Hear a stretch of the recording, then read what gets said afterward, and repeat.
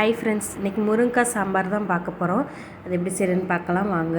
அதுக்கு நான் வந்து 1 கப் துவரம்பருப்பை வந்து 2 தடவை க்ளீன் பண்ணிவிட்டு ஒரு 10 நிமிஷம் தண்ணியில் ஊற வச்சுருக்கேன். அதை இப்போ இதை ஆட் பண்ணிடலாம் குக்கரில். பருப்பு ஊற வைக்கிறனால நம்மளுக்கு சீக்கிரம் வெந்துடும். அதுக்கப்புறம் ஒரு 4 பல் பூண்டு ஆட் பண்ணிக்கோங்க. 1 டீஸ்பூன் சீரகம், ஒரு 1/4 டீஸ்பூன் வெந்தயம் ஆட் பண்ணிக்கோங்க. நல்லா அது வெந்தயம் ஆட் பண்ணுறதுனால நல்லா குளிர்ச்சியாகவும் இருக்கும், நம்ம டேஸ்ட்டும் நல்லாயிருக்கும். இப்போ இதில் ஒரு 1/4 டீஸ்பூன் பெருங்காயத்தூள் ஆட் பண்ணிக்கோங்க. நம்மளுக்கு பருப்பு வாயுங்கிறனால தான் பெருங்காயத்தூளும் வெள்ளைப்பூடு ஆட் பண்ணுறோம். இதில் ஒரு 4 சொட்டு நல்லெண்ணெய் ஆட் பண்ணிக்கோங்க. எண்ணெய் ஆட் பண்ணுறதுனால பருப்பு நல்லா சீக்கிரம் வெந்துடும். ஒரு 1/2 டீஸ்பூன் மஞ்சத்தூள் ஆட் பண்ணிக்கோங்க. ஆட் பண்ணிவிட்டு இதுக்கு தேவையான அளவு தண்ணி ஊற்றிட்டு அடுப்பில் வச்சு ஒரு 3 விசில் விட்டு எடுத்துக்கலாம். பருப்பு சீக்கிரம் வெந்துடும். நல்லா கொலையாக வேக வச்சு எடுத்துக்கலாம். இப்போ காய்க்கு தாளிச்சிக்கலாம். இன்னொரு பேனில் 2 டேபிள் ஸ்பூன் நல்லெண்ணெய் ஆட் பண்ணிவிட்டு அதில் ஒரு 1/2 டீஸ்பூன் கடுகு உளுந்த பருப்பு, 1/4 டீஸ்பூன் சீரகம், ஒரு 1/4 டீஸ்பூன் வெந்தயம் போட்டு நல்லா தாளிச்சுட்டுக்கோங்க. கடுகெல்லாம் நல்லா பொரிஞ்சதுக்கப்புறம் ஒரு கொத்து கருவேப்பிலை ஆட் பண்ணிவிட்டு ஒரு 20 சின்ன வெங்காயத்தை குறுக்க கட் பண்ணி போட்டுக்கலாம். வட்டமாக கட் பண்ணி போட்டுக்கோங்க. சின்ன வெங்காயம் ஆட் பண்ணுறதுனால சாம்பார் நல்லா டேஸ்ட்டாக இருக்கும். வெங்காயத்தை நல்லா வணக்கி விட்டுக்கோங்க. ஒரு கண்ணாடி பதம் வந்ததுக்கப்புறம் ஒரு 2 சைஸ் தக்காளி, ஒரு 2 மீடியம் சைஸ் தக்காளியை கட் பண்ணி ஆட் பண்ணிக்கலாம். தக்காளி நல்லா மைய வணங்கணும், அந்தளவுக்கு நல்லா வணக்கி விட்டுக்கோங்க. இப்போ நம்ம தக்காளிக்கு ஓரளவு நல்லா வணங்கி வந்துருச்சு பாருங்கள். இந்த அளவுக்கு வணங்கணும். இப்போ இதில் நம்ம மசாலா பொருட்கள் ஆட் பண்ணிடலாம். இதுக்கு 1 டீஸ்பூன் தனி மிளகாய்த்தூள் ஆட் பண்ணிக்கலாம்.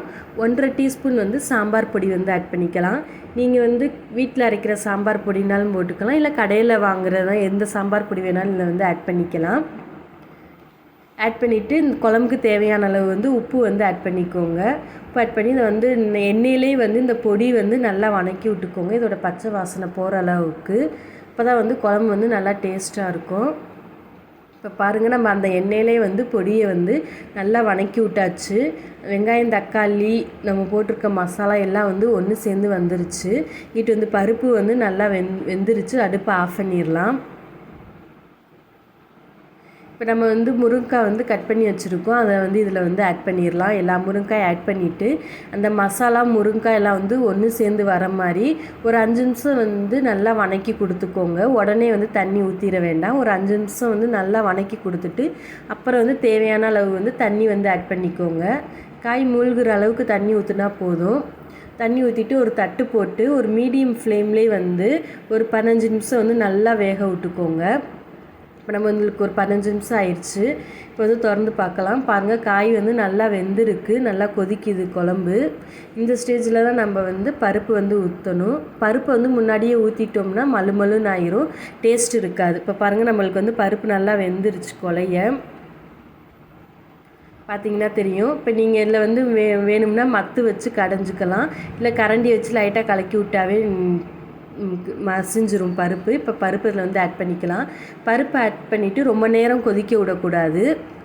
பருப்பு ஆட் பண்ணிவிட்டு இதில் நான் ஒரு சின்ன லெமன் சைஸ் புளி கரைச்சி வச்சுருக்கேன். அந்த தண்ணி இதில் ஆட் பண்ணிக்கலாம்.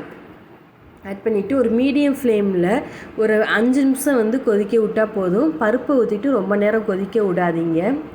ஒரு 5 நிமிஷம் மட்டும் கொதிச்சா போதும். இப்போ பாருங்கள், நம்மளுக்கு குழம்பு நல்லா கொதிச்சு வந்துருச்சு. இப்போ நம்மளுக்கு முருங்கைக்காய் சாம்பார் ரெடி ஆயிடுச்சு. நீங்களும் இதே மாதிரி செஞ்சு பாருங்கள், ரொம்ப நல்லாயிருக்கும். உங்களுக்கு இந்த ரெசிபி பிடிச்சிருந்துச்சுன்னா எங்கள் ஜெனோ ஜெமியா டேஸ்டி சமையலை சப்ஸ்கிரைப் பண்ணிக்கோங்க. லைக் பண்ணுங்கள், ஷேர் பண்ணுங்கள், கமெண்ட் பண்ணுங்கள். தேங்க்யூ.